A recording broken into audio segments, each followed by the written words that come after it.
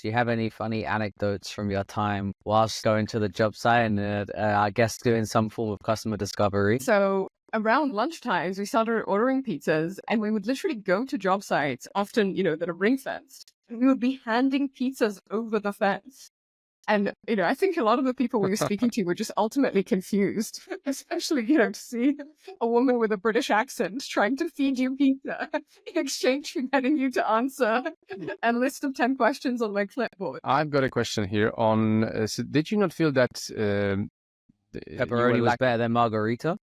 I think margarita was crowd pleaser. You're going for the mass appeal of a margarita, I think. Okay. Pepperoni on anything. Hey guys, it's the small details that make all the difference. So don't laugh at me. Lack of your construction background, was it a good thing, or did you maybe think that that was something that was stopping you to a degree?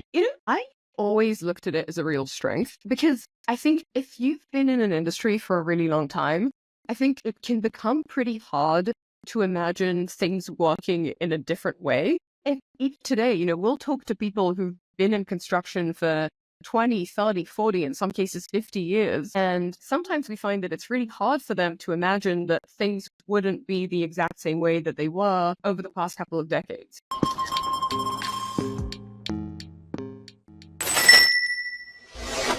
Hey everyone, and welcome to Groundbreakers, where we reveal the stories behind the most successful founders and operators in AEC technology, from exits in the multiple hundreds of millions through to the struggles of building in a resilient industry. We've got you covered. Before we get started though, if you're a startup founder or operator responsible for innovation in your company, or you want a deeper, more insightful look into technology in AEC, you won't want to miss our newsletter. From deep dives into particular technologies such as AI, robotics, design, software, and so on.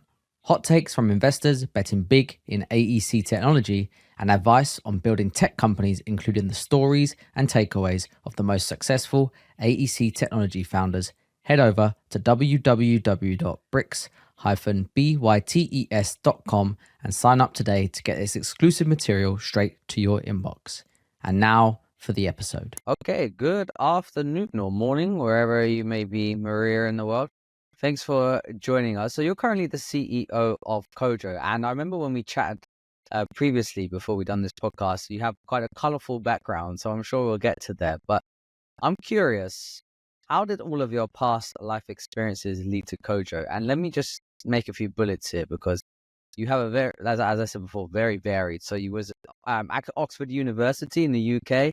I believe you've lived in various countries throughout the world. You've had roles at investment firms, chiefs of staff. You had a previous successful startup, and now you're building Kojo. So yeah, hit us. No, thank you. Thank you for having me. How have my life experiences shaped me and shaped Kojo? Well, I think being someone who's a perpetual immigrant, I was born in Russia, then we moved to Israel, then we moved to London, then I moved here. I just became a US citizen about a year ago, which Congrats. life dream come true. Mhm. I think when you're constantly moving around, it makes you constantly have to rebuild. And it also helps you understand that different places, different people do things different ways. And that even because things work in a certain way, that doesn't mean that's the right way, right? That there are always other ways things could work. There are always better ways that things could work. And I think it gives you this perspective where you're constantly having to rebuild, reestablish yourself somewhere, understand the lay of the land, understand how things operate. And I think translating that to company building, there's actually a lot of parallels, right? Because you come into an industry and you have to study how it works today. Who are the key players? What are the dynamics? What's the equivalent of the language and the culture of that industry? And then start building within it. Okay. So how did you end up building a construction tech company? What was within material management and procurement that needed to be rebuilt? Well, a lot. When I moved to the US, this was back in 2016, I was working at a venture fund called 8VC. And a lot of the thesis that we had was that at the time, generally Silicon Valley was very focused on what were the sexy industries, right? So it was very much about on-demand delivery of every type of product and social media and photo sharing and solving these types of problems that I think everyday consumers could all understand.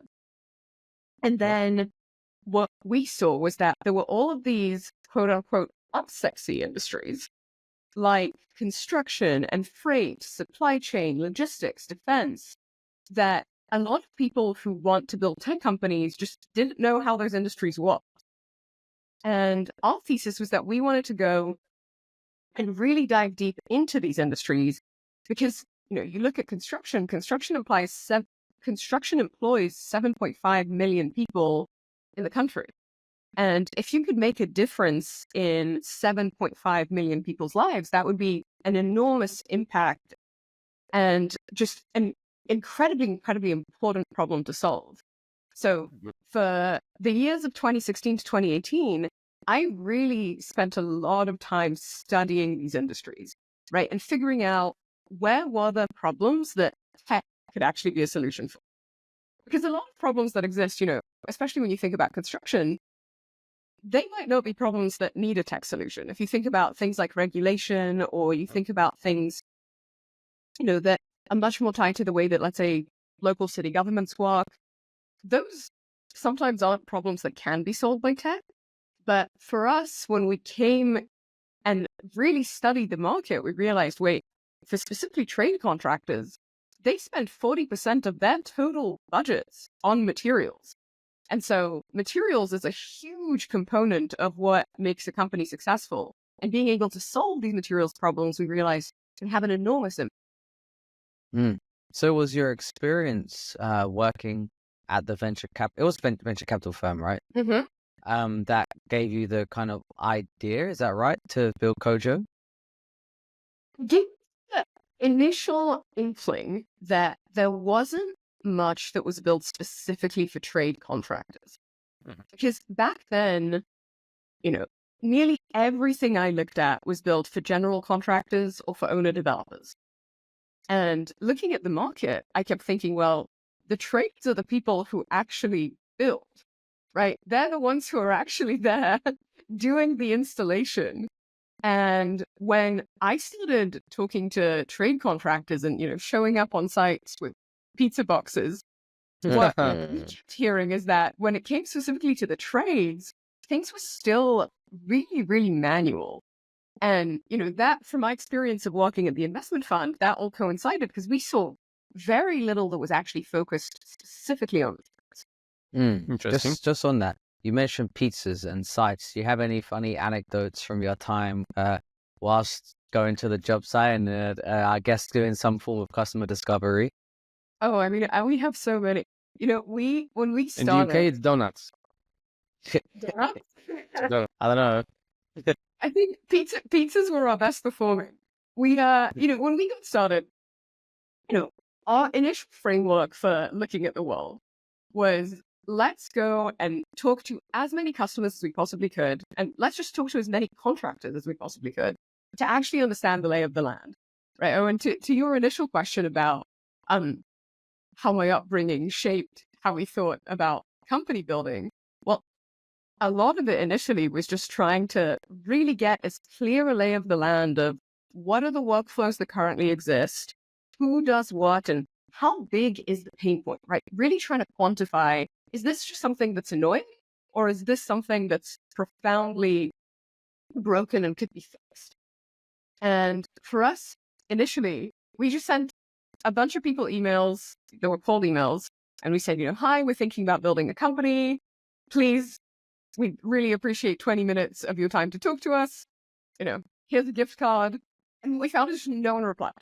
Literally no one replied to our emails. And now, having worked in the industry for 7 years, I get why, Cold emails are very difficult.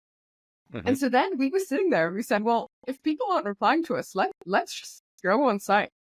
And so around lunchtimes, we started ordering pizzas, and we would literally go to job sites, often, that are ring fenced, and we would be handing pizzas over the fence And, I think a lot of the people we were speaking to were just ultimately confused, especially, to see a woman with a British accent trying to feed you pizza in exchange for getting you to answer a list of 10 questions on my clipboard. But Awesome. generally that worked so well because in real time, as we developed the idea, we could show people mock-ups and ask them, would this be intuitive? Would this be intuitive? Would this actually be helpful? Because it all came back to saying, is the problem that we're solving actually something that's going to make a really big impact to people? I've got a question here on, so did you not feel that Pepperoni was better than margarita? I think margarita was crowd pleaser. You're going for the mass appeal of a margarita, I think. Okay. With pepperoni on anything. Hey listeners, I want to take a quick break to remind you about the Bricks and Bytes newsletter. If you're interested in learning about the technology shaping the future of construction, you won't want to miss the valuable insights we share each week. To get this exclusive content delivered straight to your inbox, head over to www.bricks-bytes.com and sign up today. Link is in the show notes. Back to the show. Hey guys, it's the small details that make all the difference. So don't laugh at me. Nuances, yeah. The other thing that we started doing was sending a lot of beef jerky. And that was also great. Which year was it? A lot of the time, you're also thinking about how do I create a differentiated experience?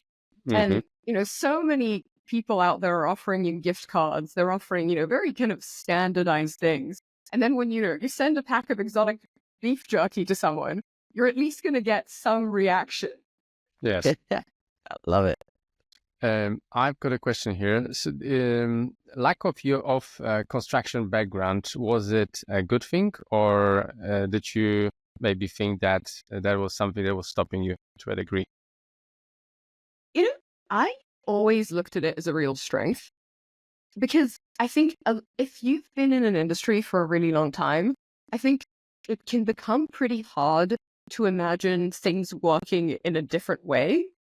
And even today, we'll talk to people who've been in construction for 20, 30, 40, in some cases 50 years.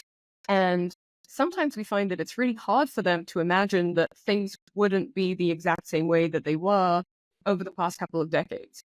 And I think for us, coming at it from the perspective of a fresh sheet of paper, just saying, well, why couldn't things work in this way? That, I think, outsider's perspective became a real superpower. And I also think, there were downsides to it. Initially, when we showed up on job sites, I think a lot of people were like, where did you come from? Who are you? And, I think in especially the early days, some people didn't take us seriously. And what we ended up doing from the very, very early stages is we built an industry advisory board around us of people who did have really deep construction experience.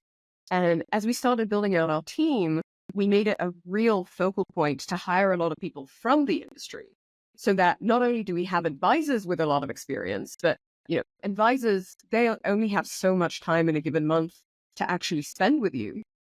But actually having a lot of people from the construction industry and specifically from the trades on our team then meant that, we developed this very intuitive understanding of how to talk to our customers, how to relate to our customers. And I think the fact that we were outsiders to the industry only made us lean into that more, right? We constantly would tell people, I don't want to build what we think is right. I want to build what our customers think is right. How was it swapping the Patagonia body warmer for a high-vis site jacket? Our first company swag that we ever ordered was Carhartt, these big orange Carhartt jackets that I still wear to this day. I was a fan of the Patagonia. Not a typical VC. Arms still cold. Yeah, the vest never really stuck with me. But, even to the venture industry, right? I was an outsider to that world too. I moved to the US when I was 23, and I knew nothing about San Francisco. I'd literally been in San Francisco for about a week total before I decided I wanted to move there. But even there, I was, still coming in as an outsider that, I hadn't gone to Stanford. I didn't have a giant network of software engineers that I grew up with. So I think for me, it's kind of always been a story of approaching an industry as an outsider. Before we move to the overview of Kojo, I just wanted to ask, you mentioned that earlier people were not like willing to speak to you guys. Even was it because technology was not something that people were thinking with a context of construction, or some other reasons? Well, I'd like to think that was the main reason. But yeah, I mean, I think first and foremost, back in 2018, when we started Kojo, construction tech was a fraction of what it is today. I mean, even amongst the investor community, I remember telling my friends I was starting a construction company, and, people thought we were crazy. Back then, people thought that selling into construction entailed, 20-year sales cycles, and that adoption would be impossible. I remember people telling us adoption is going to be impossible.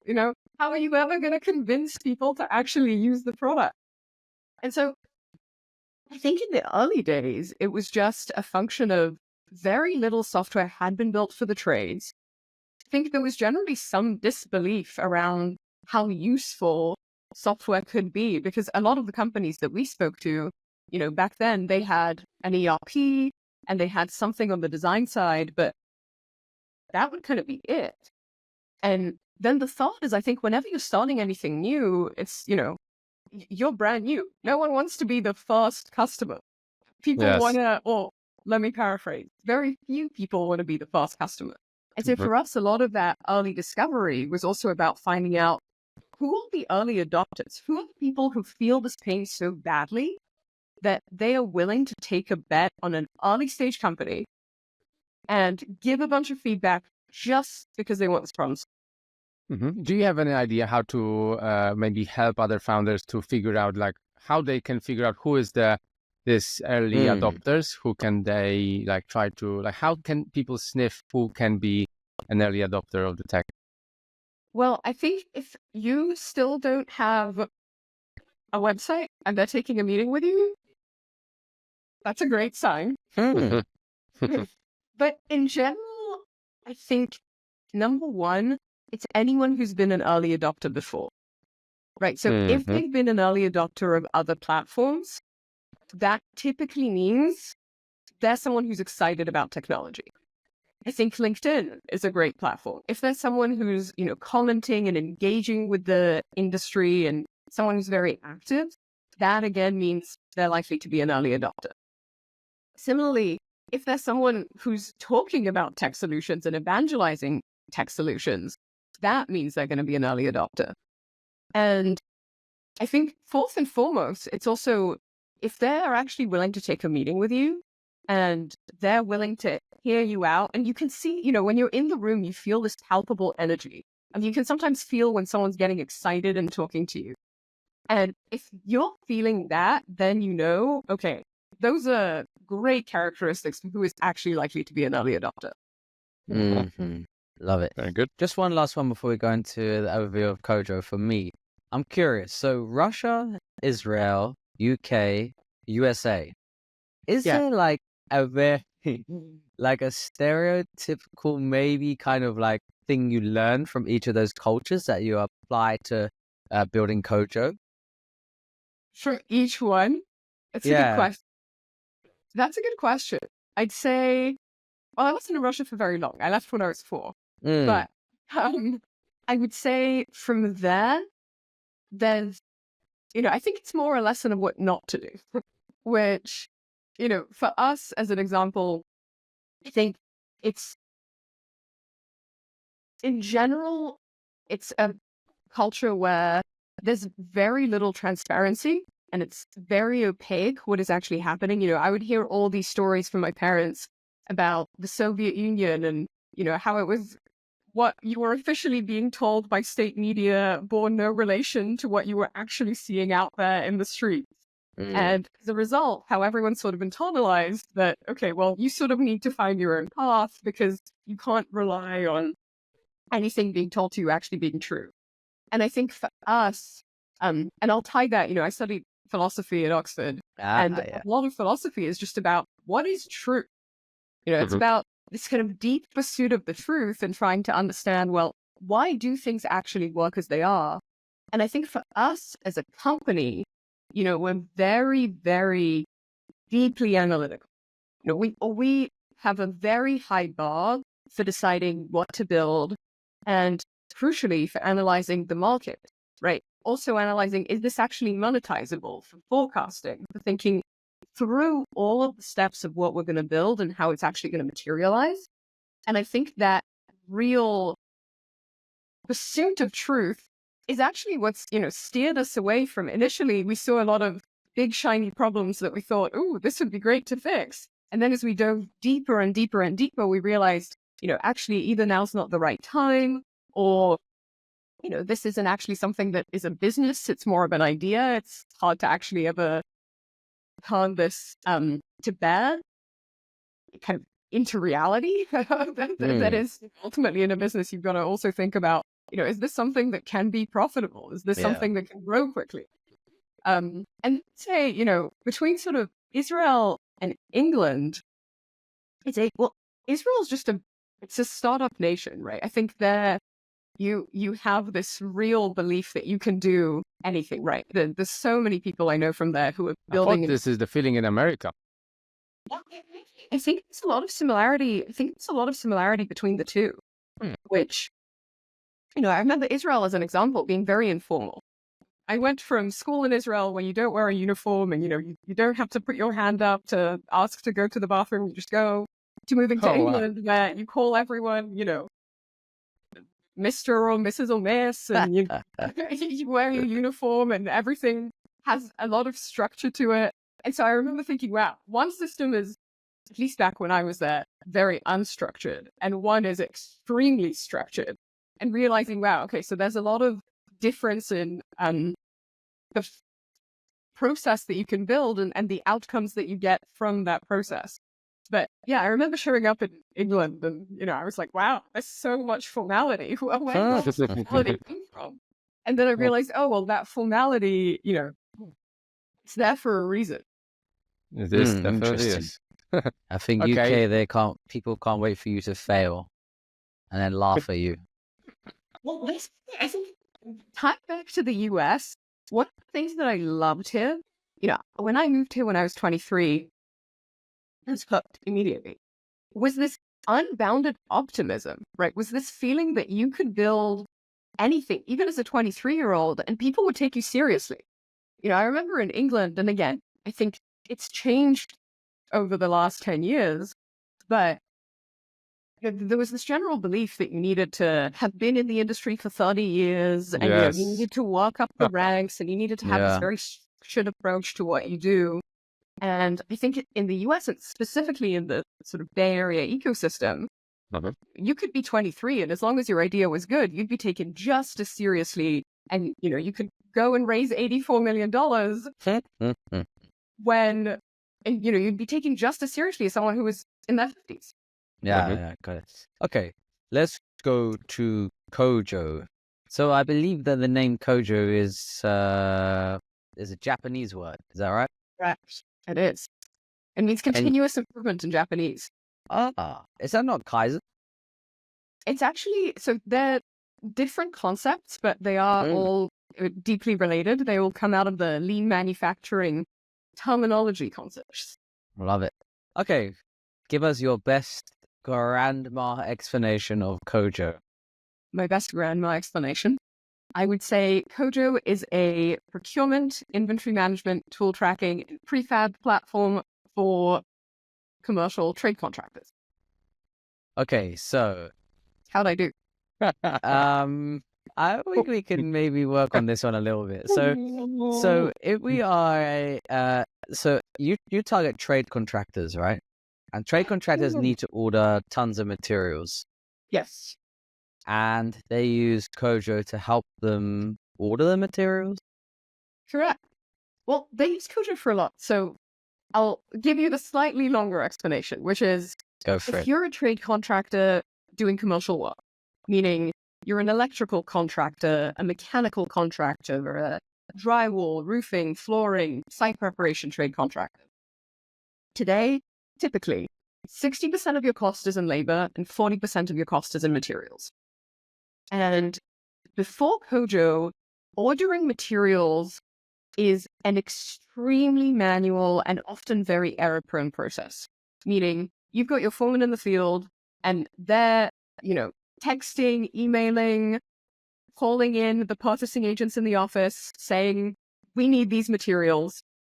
The purchasing agents are writing these down and then having to either email, call, or, somehow get quotes from vendors and figure out who has what in stock, who can do what at what price. All the while, the folks in the field are out of loop in that communication, right? They don't have any way in real time to be kept up to date about, has my order been processed? Has it not been processed? When is it arriving? And then all the way through to when the delivery actually gets dispatched, there needs to be sort of this cascading line of communication to keep everyone on the same page. When a delivery arrives, there's no easy way to track, well, what was actually the order? You sort of have to rely usually on remembering what was ordered to make sure, well, was the delivery exactly what I ordered, or is something missing? If something is broken, often it doesn't get discovered until very late in the process. And, I won't reel off every pain point because honestly, there are just so many, but the aspect of this is that even when it comes to accounting, is that there's so much manual work that people will have to do, and going through line item by line item, making sure that your invoice matches your PO, which matches the delivery slip. Same thing with tools, even knowing which job are different tools on and what's in your warehouse. And do you need to order everything brand new, or can you use something from the warehouse? All of those are problems that before Kojo were manual, and with Kojo, we help automate. And your customer is a small contractor, large contractor, or subcontractor, general contractor? Which one of those? So only subcontractors. When I say subcontractors, trade contractors, sort of, I use them interchangeably, but we only sell to the trades. And our customers, on the smaller end, they'll do maybe about $5 million of annual revenue. On the larger end, it'll be companies that do more than $1 billion of annual revenue.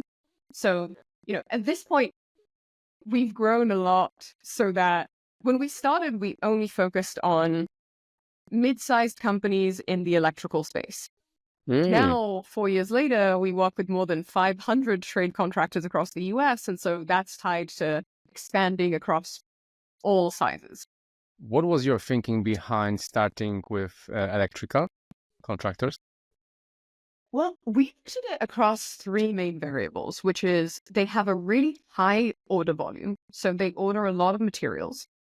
They order a very large number of SKUs. And also distribution is very fragmented.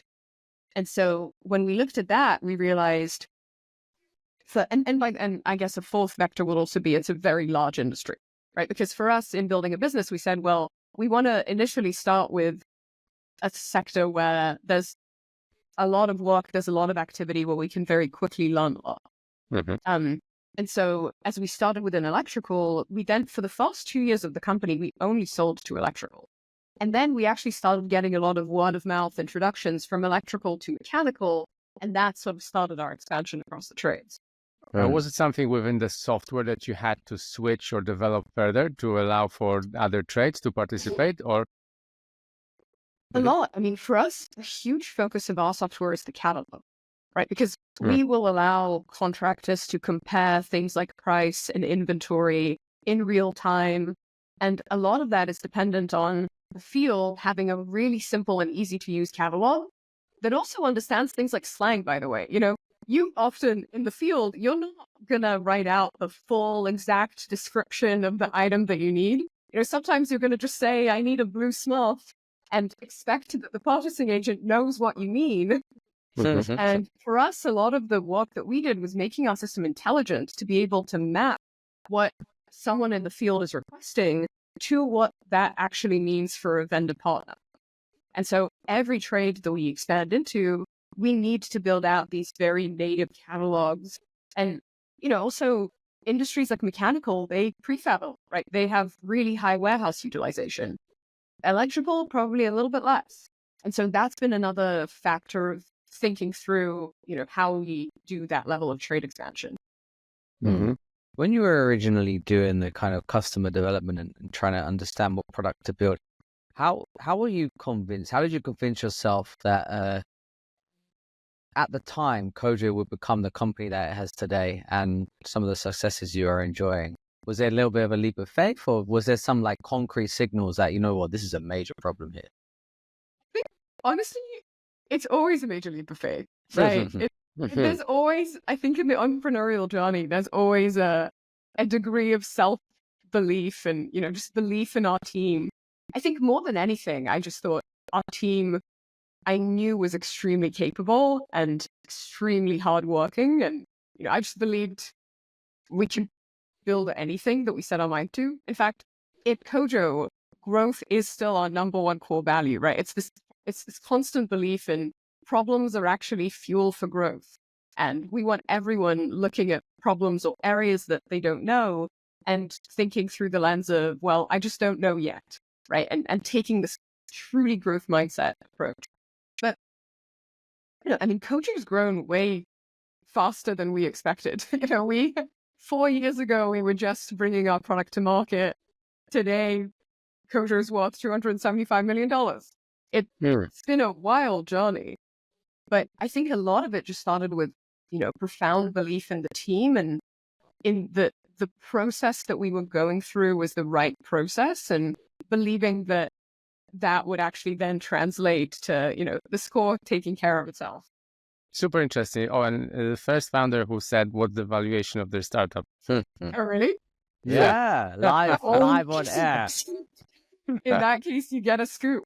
And she has a VC background, so she knows what she's talking about, I'm sure. Yeah, you're not masking it at all. Very good. Again, transparency is very central to what we do. And a lot of the time I talk to other founders that people can be very secretive about what they're building. From our perspective, obviously we don't, broadcast our product roadmap out loud, but we generally really believe in transparency, and, we'll share every month with our team every company metric, and, we go very deep because ultimately, we think we want people to actually know how we're doing, and, especially at the company level, we want people to have all the information they need to be able to effectively operate. Maria, and how big is the team right now? The team's about 125 people now. Okay, sizable. And what is as you are a CEO and founder, what is your rule on hiring and building the great team that you have? How much time do we have? How many hundreds of interviews do you make them do before you hire them? What? Many, but I think one key piece of our interview is there's always an assignment piece to it. And, for us, we have a very written-based culture, meaning there's always a pre-read that is sent ahead of a meeting. Everyone who's attending the meeting has to read that pre-read. Nice. They're all structured in the same problem solution framework. And a lot of that is just because being a remote company, right, you want to use people's time well. And we read a lot faster than we speak, so we try to come to meetings as prepared as we can be. And so whenever we're hiring, we always will try to simulate, well, what would it actually be like to work with this person? And so we rely very heavily on these written assignments for a variety of roles, where we really try to get to the level of rigor that person brings to, the problem that they're solving. How much of the hiring process do you think is your gut versus like actual scientific methods like the assignment that you perhaps do? It's always a mix, but I do think for us, we rely very heavily on things like references because, gut is good, but at the same time, if we've spent, 4 hours total with a candidate, but someone at a previous company spent 3 years with them, they're going to be able to give us much more context than we can deliver. And in that cases, it's also, a question I always ask is, how can I make this person successful? Because even if someone's excellent at one company, that doesn't always mean that they will be at another company, because cultures change and ways of operating change. And, I've seen a lot of people who are very successful, let's say at larger companies, come into smaller companies and all of a sudden be just blown away by the lack of structure and the fact that, at a small company, you've got to operate fundamentally differently than if you're working at a company with, let's say, 2,000 people. Mm. So for us, I think references are huge. We think a lot about what assignments we're actually giving and how those are going to help us evaluate the actual role. And then another big piece of it is also, we have a panel. So it's making sure that they're not only speaking to me. I mean, I still, will meet with everyone who was seriously considering for a role, but making sure that they speak to a selection of other people across the company that they'd be working with to really get an informed opinion. Can you share some largest mistakes you made when hiring at the early stages, and perhaps not recently, but when the company was slightly more advanced? Oh, infinite. Again, how much time do we have? We look at everything through a framework of values, abilities, and skills, right? And making sure that there's alignment across each one of those three. And I think for us, what we found is, for example, in the early days, we met with, let's say, some folks that came from much larger companies, and we thought to ourselves, wow, amazing. If they can just come in and rebuild do the job. Exactly that, that's great, golden. And that's some of the experiences that I mentioned before, where we realized, whoa, I think we had underestimated how many resources people had at those larger companies. And, the entire infrastructure around them. And so that's when we realized, wait, can this person actually operate? And do they want to operate? Because I think a lot of people say, oh, early stage companies, they sound great. Tons of responsibility, fast moving. But then they get into that role and they realize, oh, whoa, this is really fast moving. Like the expectation is a lot. We think a lot about how to maintain a very high performance culture. And so I think those mistakes, those mistakes were mistakes we made where, we assumed that just because someone had a title somewhere, they'd be willing to just come in and rebuild exactly that, but without actually really understanding the full context. I think, in some cases, we also hired and didn't think enough about the actual day-to-day of the role. I think especially when you're growing really quickly, like for us, we brought our product to market around, mid 2020, and then it just completely took off. And so in some cases, we weren't good at forecasting the demand that we needed. Like we were too slow to hire certain roles and we were way too fast to hire others without really thinking through, okay, well, what is that day-to-day actually going to be, right? How much operational strength do we need to build before we can actually support this role well? Okay, what's your piece of advice to someone whose product just completely took off? How to stay cool? How to stay humble? How to stay humble, or how to hire? Well, it can be about hiring. What's your piece of advice? Like what things that what were the things that you kind of maybe struggled, or you think now that you would have done differently at that time? Yeah, I would say, well, a lot depending on the role. Anyone who's listening, I'm very happy to dive into this because there's a lot of content there. But I'd say, number one, really spec out at a very granular level what you want that role to do. Sometimes I'll talk to people and they'll say, we need a name your title. And then when you go a few layers deep, I think sometimes people are trying to solve for pain that they're feeling in the moment, but without actually thinking, well, again, what is the operational framework that role needs to be successful? And, for example, if you're building out a sales organization, I think revenue operations is critical, right? You need to really build the backbone of how your revenue operations are structured and, how your sales force is set up and all of the necessary tooling that is needed to be built around it before you can actually go and scale a sales team.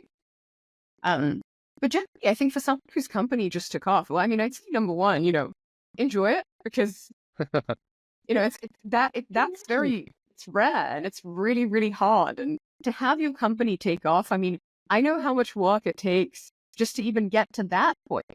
For us, for the first 2 years of the company, we were just building the product, and it's really hard at that time to stay motivated because you don't have any of those outside validation sources. So Mm. you're just heads down, 6 days a week, all day, just building. And so I think number one, enjoy it, but also constantly think about what's next. Because I think if you think about the tech ecosystem, there's a lot of companies that'll get to a certain size and then they just plateau. And so for us, we think a lot about, okay, great, you've got one killer product.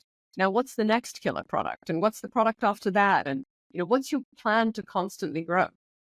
So in your case, was it just one thing that suddenly, okay, it started working and the company started taking off, or you would see that things were compounding and finally it took off? I'm just curious about this moment. Like, was it just one thing and then like a click or did the missing part was suddenly like completed and things took off? Like, what's your thoughts on this? I don't think there was ever one click moment, but I think a series of clicks. For us, the first click was when we landed our first customer, because there we thought, okay, there's someone who's really willing to pay us to build the solution. And that's when we said, all right, that's the inklings of something there. And then I think the second click was when we went to our first trade show. And after that first trade show, we closed our next, call it 3 customers. And that's when we started thinking, okay, there's the inklings of a go-to-market here, because a lot of it is how repeatable can you make this process, right? How repeatable can you make onboarding? How repeatably can you find people who have the pain that your company is solving and want that pain solved? And then I'd say the next click was probably when we crossed about 20 customers. And we started seeing, okay, we're now starting to see some repeatability. And then the next one would have been when we probably crossed about 100 customers. And then we started seeing, okay, we can really start building out a sales team here. And then I'd say the next one was probably about 300 customers, which is where we said, oh, okay, now the challenges are different. This is more about scale. So yeah, I don't think there was one moment, but it's really a series of moments, and it's still happening, by the way. Yes, continue. Maybe on that note, I'm curious, Maria, about your growth strategies and go to market perhaps in the early days versus now. I think I read an article where it claimed that you've gone from 0 to 100 customers in around 18 months. So yeah, that's true. What does it look like at day perhaps 1, 2, 3, 4, 5 versus day, I don't know, what we 4 years in now since your product launch? Yeah. And these were not like customers, like one-off customers. They were customers who were like coming back, right?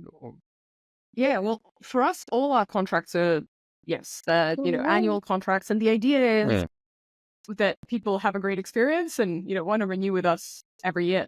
Yeah. No, it's a great question. I think for us, well, one, and this is sort of, advice that I'd share with anyone who's just getting going, is really focusing on what is repeatable. For example, we found that events worked really well. If we showed up in person, it was just so much easier to connect than if you were connecting over Zoom. And so what we did is we started really investing in events, right? And thinking about, well, how do we do differentiated events? And that was something that was really central to our initial go-to-market strategy, because back then it was COVID. And so we said, well, one, events are trickier to organize, they're harder to pull off, but we started getting very creative around things that we would put on to become things people would actually show up to. Number 2 was really, really leaning into integrations. I know, Martin, we just spoke about this earlier, but for us, we realized you can build the world's best product, but if it doesn't integrate with the key systems that your customers use, and data is just living in silos and there's no way to easily move data across systems, it's going to be very difficult for you to get adoption for your product. So we, from the very early days, we built integrations with ERP systems. We built integrations with product management systems. We built integrations with truly a very wide array of products that our customers use. And we use that as part of our go-to-market. We did a lot of co-hosted webinars talking about, well, how do you use us together with another platform? And we did a lot of joint events and, a lot of happy hours. A lot of content that we produced was really about integrated system.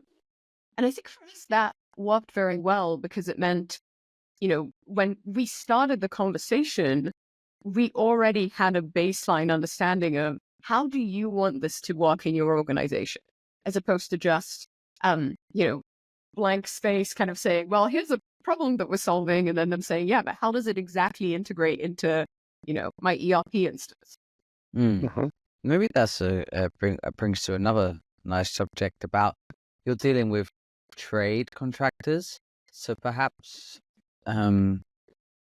without being judgmental, these guys are not the best at using tech. So presumably your system, or You your are judgmental. your tool. Well, I work with these guys, so I feel like I have the right to speak. So I know what they're like, but they don't like tech is not a big thing for them, right? So what you produce has to be very intuitive, very seamless, and perhaps Good UX. and not add to the list of tasks for the day, because like you said, Maria, cold emails and then getting them tried to respond just ain't gonna happen because they're too busy. Mhm. So how do you approach that? Yeah, it's tough. I mean, a lot of it is about building awareness, so we really lean into generating truly helpful value-added content. With the intent being, hey, we don't want this to be a generic blog post. Like we try to really, we put a lot of effort and a lot of hard work into producing these in-depth ebooks that really drill down and help people think through, okay, procurement, big topic. How do I break it down into, well, what are the stages of procurement and how do I apply that framework to my specific company? And think about, for us, we broke it down into the 7 stages of procurement. And we said, well, for different companies, different stages will apply. In some cases, inefficiency is at the field and office communication step. In some cases, it's a lot more tied to the actual delivery management process. And so I think generally having content that you put out there and that's really aimed to help then means that, when someone from the sales team calls you, they can actually talk to that piece of content, or, they have some sort of specific value-added content that they can actually share with you. And so I think that worked very well. And honestly, a lot was also word of mouth. For us, as we grew, a huge component of it was then having our customers really evangelize the product and, tell people in their peer groups, tell people in their geographies that you should check this out. And that word of mouth aspect of it, I think, is huge because, obviously anyone building a tech company is going to say that their product is great, but nothing speaks louder than actual customers saying that it's great. How do you manage scaling the customer base and product management? It's a great question. I think what we found is as our customer base grew, the list of product requests that we got multiplied. If you assume every customer has 5 product asks, then that really starts to grow very exponentially. Once I think for us, it was very systems oriented, right? We built internal processes for making sure that we had a very structured intake process, that our product managers were constantly going through all of the asks, seeing how many asks were there. We have ways for our customers to actually upvote and downvote other asks so they can see what other people are asking for. Because a lot of the time, you see what someone else asked for and you're like, oh, that's a great idea. This should get built. And so building that funnel for us meant that we became quite efficient at understanding, well, what are the things that the most people are asking for that would add the most value? And then also, for us, for example, we do a webinar every quarter where we sort of share, hey, here are the biggest asks that we got. And we ask for feedback. We solicit that feedback both in group settings and then also in individual QBRs and, annual business reviews. So I think for us, a lot of it was, well, if you have so much product asks, which by the way is a great thing. I always tell our team, that's fantastic.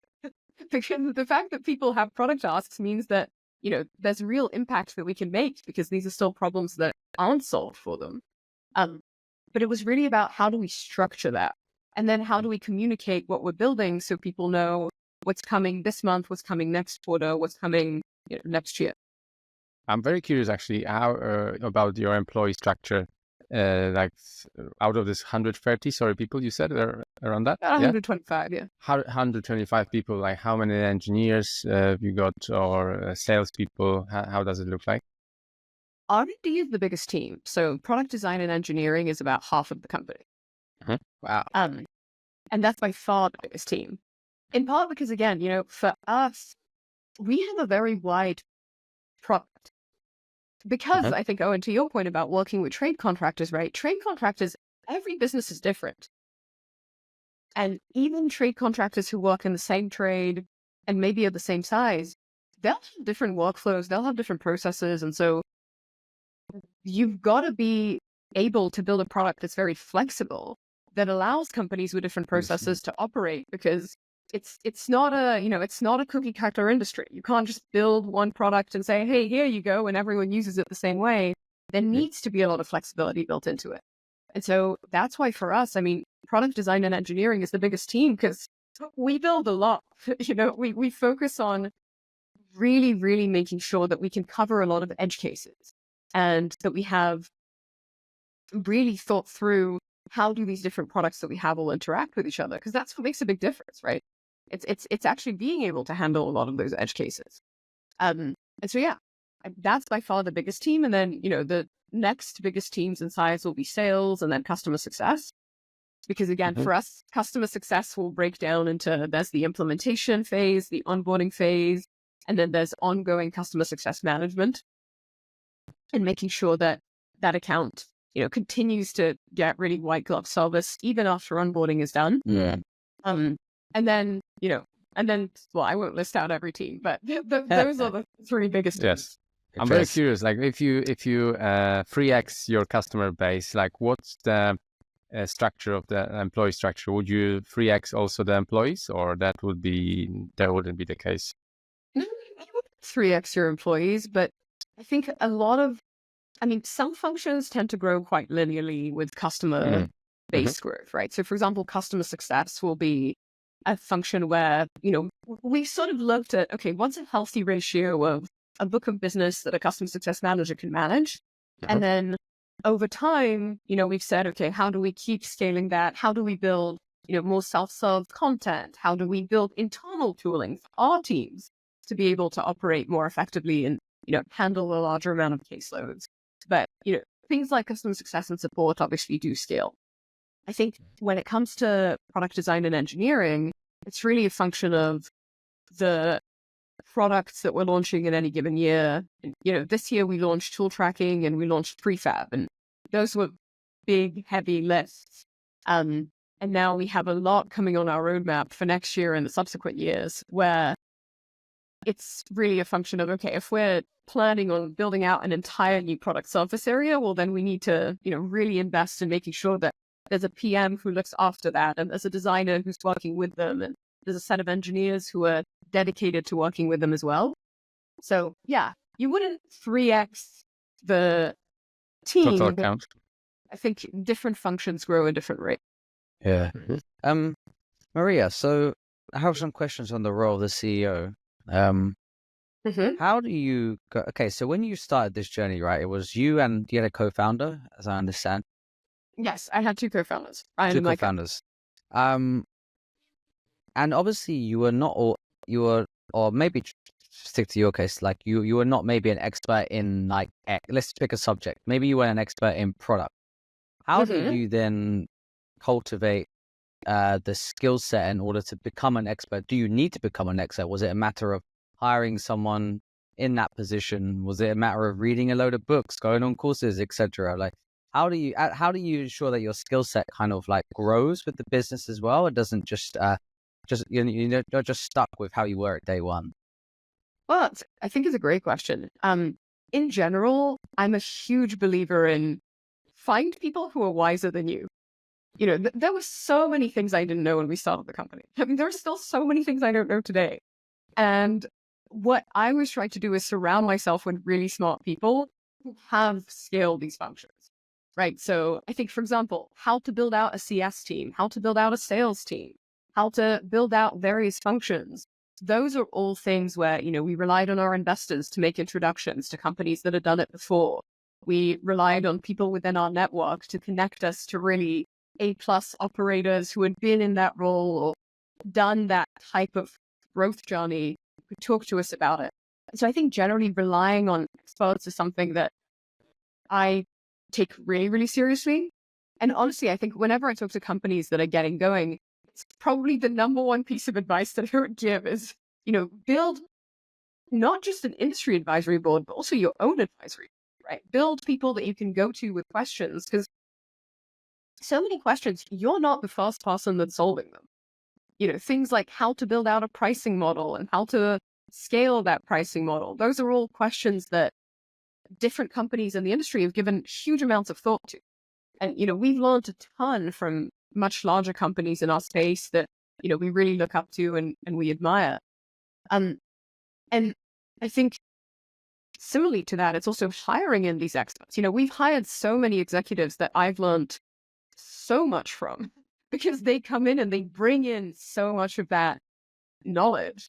And so I think really running executive recruiting processes very thoroughly, making sure that, you're finding people who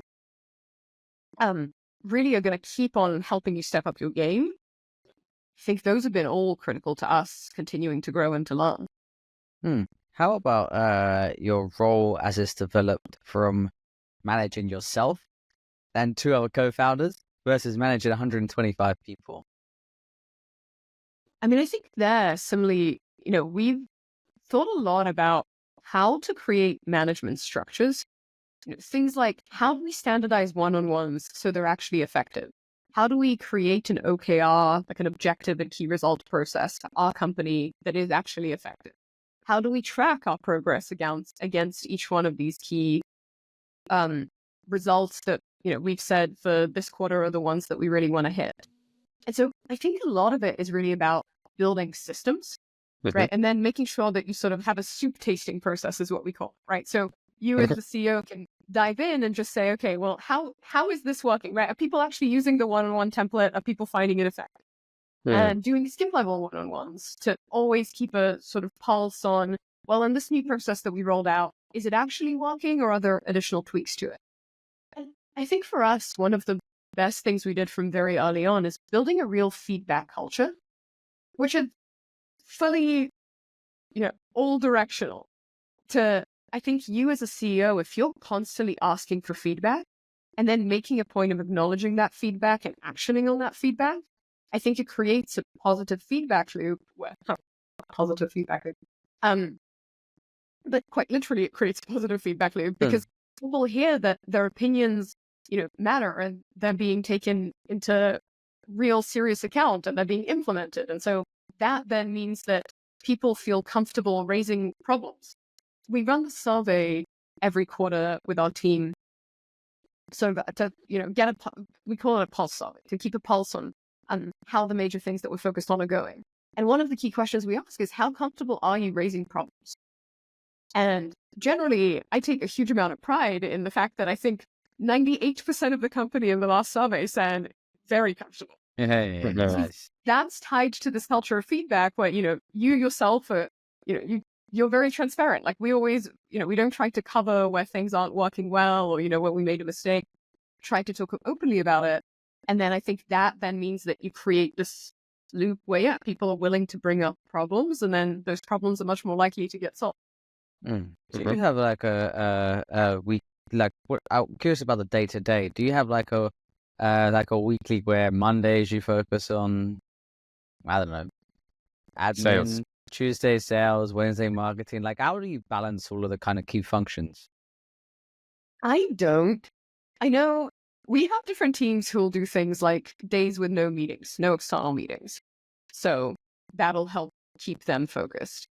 For me, I don't segment it as much, but a lot of it truly is just tied to goals. I'll have for any given quarter a set of goals that I'm focused on, and then I'll break that down into, what are priorities for the week and how do I allocate time to make sure that it's allocated to those priorities. But honestly, a lot of stuff comes up. And so that's where, you start with best laid plans and then your week starts kind of tumbling down Unraveling, into the reality of operating. I love that. Okay. Can we touch on fundraising? Your fundraising journey. So you raised Series C, $83.6 million. How was it? Where are you spending money? On all of the teams I just mentioned. Mhm. I mean, I think for us, well, the biggest thing that we spend money on, again, it's our team, it's R&D.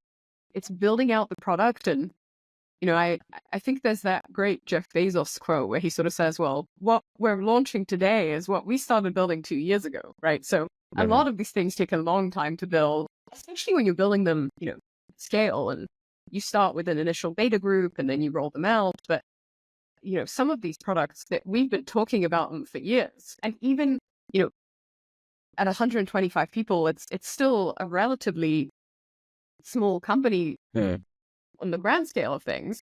And so, for us, we're constantly having to make prioritization decisions and say, well, what can we just not build this quarter, even though we really want to? Because, we have, I think when we look at what we want to build for the trades is the sort of all-in-one operating system, there's a huge amount that we want to build out. But yeah, it's really, it's the team. It's being able to hire the best people. So being a venture capitalist in the past, how did it help you to negotiate with investors and share some Tear up facts? the rule book. The rule book? Well, I think something that's actually very helpful is coming from venture capital, you understand that venture capital is not a mystery. There are very set metrics that VCs look for. And I think sometimes you talk to founders and, it's kind of shrouded in a cloud of, well, but what should we pitch and how should we frame what we're saying? And I think coming from VC, you start thinking, well, actually, there's a pretty defined set of metrics at each stage of company. Are they? Oh, each stage of company. Well, at different stages of company, I'd say, obviously, at our stage, it's, well, what's your annual recurring revenue? And what is your growth rate? And what is your net revenue retention? And what is your gross revenue retention? And what is your cost of acquisition of a customer? And what is the lifetime value of that customer? And how long does it take to pay back acquiring a customer? If you can have really good answers to all of those questions, and then critically, what is your burn multiple, right? How efficiently are you doing all of this? If you can answer that list of questions, I think you can create a pitch deck pretty quickly. And in the early stages, let's say when you're raising a seed or a Series A round, a lot of it is about product market fit, right? So a lot of it is obviously about the metrics that I just mentioned, but also how much customer love is there, right? Are there 10 customers that can jump on a reference call and just truly evangelize your product such that it becomes really believable that 100 other customers are going to feel the same thing? And I think coming from venture, you sort of, what metrics people are looking for. And I think to us, the most helpful thing was using that in the vetting process, right? So when we were looking at ideas, literally, we looked at some ideas and we said, well, here, theoretically, the total addressable market is very large, but if the individual number of companies is very small and it's a very oligopolistic market, it's going to be very hard to sell into it. Or, if your sales cycle is really long, you're not going to be able to have an actual cost of acquisition for that customer that makes sense in relation to, how much value your product is actually generating. So I think, for us, it was very helpful in the vetting process of, is this idea an idea that is actually sustainable and that you can build a really healthy long-term business around? Speaking of money, I just wanted to ask, what are your thoughts on the profitability? And are you guys profitable, or are you looking at the path? How are you viewing it? We're not profitable today, but our goal has always been to make sure that we can be profitable on the cash that we have on the balance sheet. As a venture-funded company, we're not trying to be profitable today, right? We're still very, very focused on growth. and on investing in growth. And so that's why, for us, we raise venture capital is to be very growth centric. And so we see all of our spend as really an investment in building these new product areas that are going to allow us, to continue to grow and continue to expand. That said, I think in this market environment, having a path to profitability and holding your own destiny in your own hands as a result of that is really, really important. Mm-hmm. So is Kojo a company that gets acquired or it gets public? I would like for it to go public, but it's a long journey and it's very hard to do. But the team is working really, really hard on it. Maria, I have a bit of a thought style question, maybe. If you had to restart your company today, what would you do differently, knowing what you now know? A lot. And you have ChatGPT full subscription. Only $20 per month. A lot. I mean, hindsight is 20/20, right? So you can see every mistake that you made. I mean, I just correct all. I mean, honestly, I would do a lot the same, but I think knowing what I know now, just it comes down to the really little things. I think on the macro, I do a lot of it the same. On the micro, I would be extra thoughtful about knowing the corners that we didn't see around, like I would know what it looks like to grow 3x in 1 year and all of a sudden have a lot of scaling challenges that need to be addressed. I would know what it's like to expand to the enterprise where you have so many customer requests that you start realizing, oh, wow, this is actually a really big step and making sure that you're staffed up for it in advance. I think a lot of it is just, it's thematically, I wouldn't change anything, but on the micro, it would be knowing what corners we're going to come around. Okay, so the last one from me would be, you mentioned earlier that you recently launched a product related to prefabrication. Mm-hmm.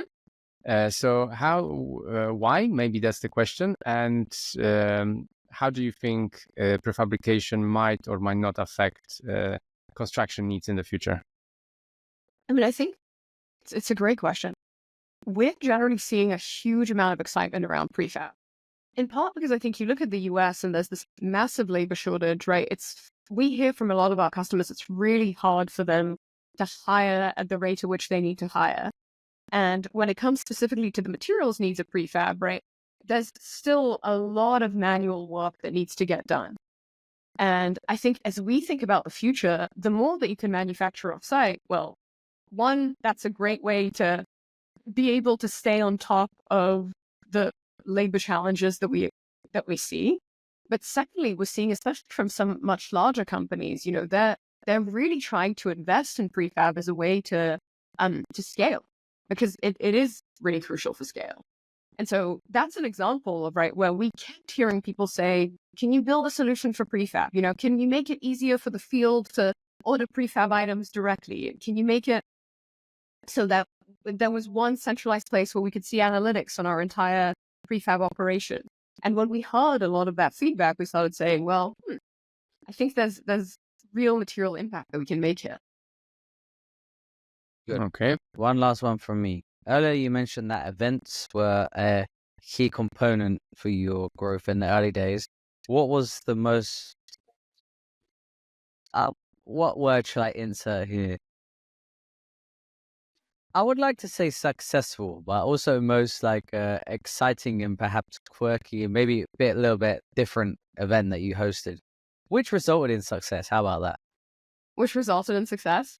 Yeah. Question. I mean, I know for our team event, we just did one that we separated out the team into groups, and every group had to build a rowing boat made out of cardboard and various plastic Wow.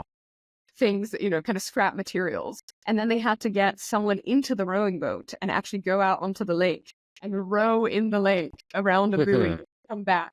And the team that did that the fastest without the boat sinking won. And so we had customers there. But anyway, that wasn't a customer event. That was a team That's event. awesome. I love that. You know, I'd say what generally really works for us is this format where, we'll do top golf outings, or we'll, sometimes we've gone to sports games before. Matches, that's a very British thing to say. Oh yeah, it's a match. Sports games before. But probably it's less spicy, but the format that honestly works best for us is usually just hosting dinners where we get contractors who probably haven't spoken to each other before together. And, in one way, it almost kind of creates a peer group effect, because I think if you're a construction business in the US today, you spend a lot of time working in the business as opposed to on the business. And being able to take that step back and talk to other companies of your size, but who aren't competitive to you, right? Who might be in different states or, working on different types of projects, and hear about the challenges that they're facing. I think, Owen, that's actually, to your question about tech adoption, I think that's been a big driver of tech adoption, because when you hear that someone else actually saw real impact, and when I say real impact, it's like real dollars and cents, right? So someone could say, oh, we saved this much because we caught these invoices that were wrong, and this allowed us to go back and actually correct them. We saved this much time for our field, and this was huge. Then I think getting people in the same room to hear all those things is huge. And then obviously if you do it in a top golf setting, I think it's more fun for everyone. I'm very bad at golf, but we have people on the team who are very good at golf. Love it. Love it. Very good. It's very thinking outside the box. Okay, Maria, thank you so much for joining us. Could you tell our audience where they could find out more about you and Kojo and your events? Yeah, absolutely. It's on www.usekojo.com and or our LinkedIn page. We try to keep pretty up to date on the latest that's coming out with the company. But yeah, check us out there. Awesome. Thank you. Awesome. Thank you, guys.